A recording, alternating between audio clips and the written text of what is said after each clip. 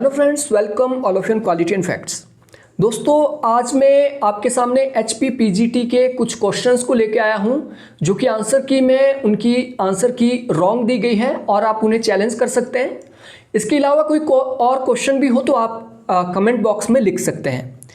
देखिए, ये क्वेश्चंस आपके लिए काफ़ी ज़्यादा इंपॉर्टेंट है क्योंकि आपको पता है ये आपकी जॉब से रिलेटेड इंपॉर्टेंट यहाँ पे इन आंसर की के द्वारा डिसाइड होने वाला है कि आपकी जॉब लगेगी या नहीं लगेगी।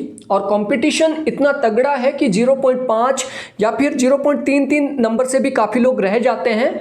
और यहाँ पे कम से कम 6 से 7 क्वेश्चंस ऐसे हैं जो आपके सामने लेके आया हूँ जिन्हें आप चैलेंज कर सकते हैं। और जो स्टूडेंट अभी 50 से 55 के बीच है वो आसानी से 55 से 60 के आसपास पहुँच सकते हैं। और 50-60 के बीच जिसके नंबर आएंगे डेफिनेटली वो यहाँ पे बहुत ही स्ट्रॉन्ग पोजीशन में होगा जॉब के लिए। तो क्वेश्चंस आपके सामने मैं रख रहा हूँ। पहला क्वेश्चन है, which of the following political system is marked by existence of political and permanent executive, यानी इनमें से कौन सी राजनीतिक व्यवस्था, राजनीतिक और स्थायी कार्यकारी इनमें होते हैं। देखिए, इसका जो करेक्ट आंसर होगा वो होगा राष्ट्रपति शासन प्रणाली। राष्ट्रपति शासन प्रणाली में पॉलिटिकल और परमानेंट एग्जीक्यूटिव दो प्रकार की एग्जीक्यूटिव देखी जा सकती है, लेकिन HPPSC ने इसका आंसर दिया है संसदीय शासन प्रणाली, जो कि गलत है। आप इस क्वेश्चन को चैलेंज कर सकते हैं और इन क्वेश्चन के लिए आपको स्ट्रॉन्ग प्रूफ देने पड़ेंगे HPPSC को, तभी आपके आंसर को सही माना जाएगा और आंसर की चेंज होगी। तो ऑप्शन बी। अगला प्रश्न है, which of the following is a governing tendency in contemporary administration. और काफ़ी स्टूडेंट ऐसे हैं जो इसका करेक्ट आंसर बता रहे हैं डिसेंट्रलाइजेशन। बट जितना मुझे यहाँ पे लग रहा है यहाँ पे एडमिनिस्ट्रेशन की बात की जा रही है, तो इसका करेक्ट आंसर जो HPPSC ने दिया है शायद वो सही हो सकता है। ये है सेंट्रलाइजेशन, क्योंकि 1990 के बाद जब हमने LPG की पॉलिसीज़ अपनाई तो हम कहीं ना कहीं सेंट्रलाइजेशन की ओर बढ़े हैं। तो काफ़ी लोग इसे चैलेंज कर रहे हैं, तो इसका कोई स्ट्रॉन्ग आपके पास एविडेंस हो तो आप इसको चैलेंज कर सकते हैं। अगला प्रश्न है, कॉपरेशन बिटवीन डिफरेंट स्टेट्स और city of India with foreign state और सिटीज इज नाउन एज, यानी इंडिया के शहर विदेशों के शहरों के साथ जो डिफरेंट प्रकार के कॉपरेशन करते हैं उन्हें किस नाम से जाना जाता है। तो इसका करेक्ट आंसर होगा पैरा डिप्लोमेसी।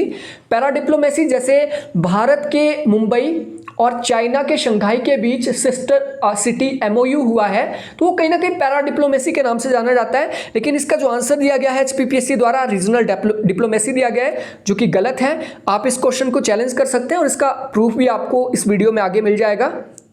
अगला प्रश्न है, Modi government's policy initiative to take ancient trade and culture linkage as basis of future maritime cooperation in Indian Ocean region is called as, यानी भारतीय जो महासागर है, हिंद महासागर है, उसमें जो समुद्री कॉपरेशन को बढ़ाने के लिए और पुराना जो हमारा ट्रेड था, एंशिएंट ट्रेड था, या फिर एंशिएंट हमारा कल्चर लिंकेज था, उसको बढ़ाने के लिए कौन सा प्रोजेक्ट शुरू किया गया है। तो इसका करेक्ट आंसर होगा प्रोजेक्ट मौसम, जबकि इसका आंसर दिया गया है प्रोजेक्ट सागरमाला, जो कि गलत है, क्योंकि प्रोजेक्ट सागरमाला बेसिकली हमारे टापुओं को समृद्ध करने के लिए है, जो कि हिंद महासागर में है। और साथ में चाइना की जो मोतियों की माला पॉलिसी उसको डिफेंड करने के लिए, उसे चैलेंज करने के लिए प्रोजेक्ट शुरू हुआ है। तो उसका करेक्ट आंसर ऑप्शन सी होगा, ए नहीं। तो इसको भी आप चैलेंज कर सकते हैं अगर आपने ये टिक किया है। अगला प्रश्न है, which of the following is not hallmark of public administration. और काफ़ी लोग इस क्वेश्चन को चैलेंज कर रहे हैं और बोल रहे हैं। अब देखिए, प्रॉफिट मेकिंग बिल्कुल सही बात है। पब्लिक एडमिनिस्ट्रेशन का काम लाभ कमाना नहीं होता है, लेकिन इसके साथ साथ पब्लिक एडमिनिस्ट्रेशन का काम न्यायिक समीक्षा भी नहीं होता है। न्यायिक समीक्षा का काम कौन करता है? हमारी जुडिशरी करती है, पब्लिक एडमिनिस्ट्रेशन तो नहीं करती है।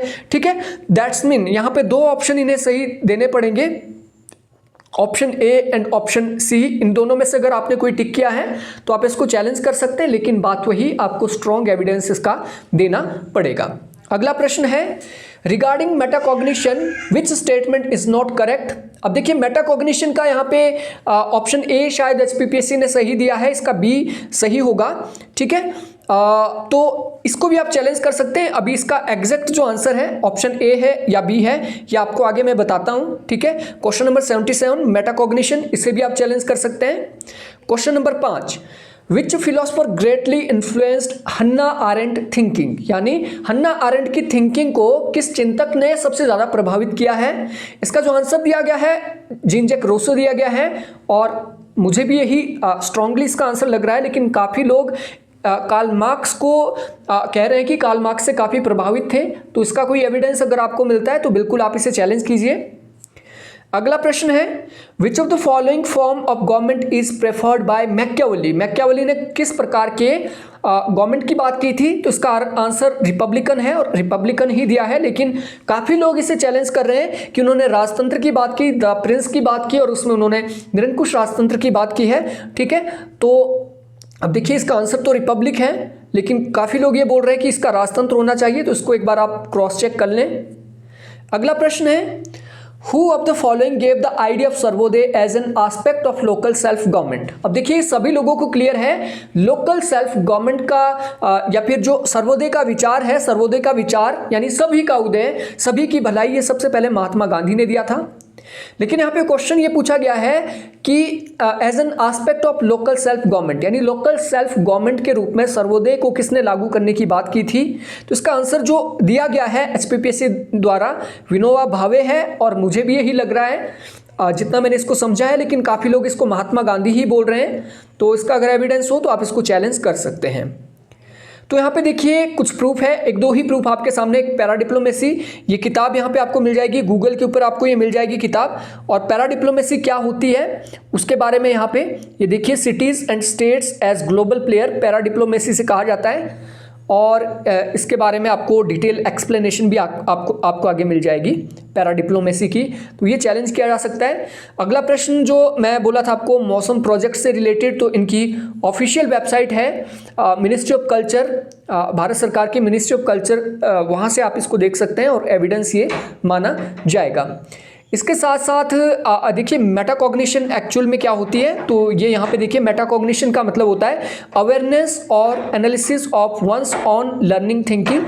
तो ये प्रश्न आप चैलेंज कर सकते हैं। तो दोस्तों ये यहाँ पे कुछ ऐसे क्वेश्चंस थे जो एचपीपीएससी के द्वारा आंसर की जिनकी दी गई है, लेकिन कहीं ना कहीं ये गलत है। इसके साथ साथ पेपर 1 में भी काफ़ी लोग ऐसे हैं जो कि पॉइंट से रह रहे हैं, 0.33, 0.25, ठीक है, या फिर 1 नंबर 2 नंबर से रह रहे हैं। तो पेपर 1 में भी डेफिनेटली ऐसे क्वेश्चन होंगे जिन्हें चैलेंज किया जा सकता है। तो अगर आपको ऐसा कोई क्वेश्चन डाउटफुल लगता है तो आप मुझे व्हाट्सएप कर सकते हैं या फिर इस वीडियो के कमेंट बॉक्स में लिख सकते हैं। सो आई होप आप लोगों के लिए ये वीडियो यूजफुल रही होगी। Thank you, thanks for watching.